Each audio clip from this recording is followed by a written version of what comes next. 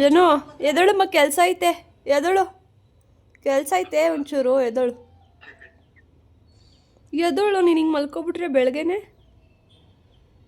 ಎದಳು ಮಗನೆ, ಎದಳಮ್ಮ, ಓದಳಮ್ಮ, ಎದಳು.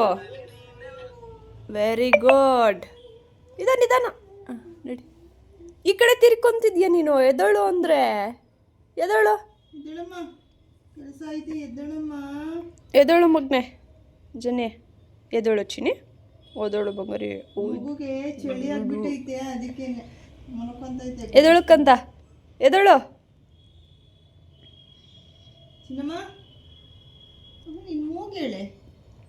ಎದಳು ಬಂಗಾರಿ, ಎದಳಮ್ಮ, ನಿನ್ ಕಣ್ಣು ಮುದ್ದಾಗೈತೆ ಬಂಗಾರ.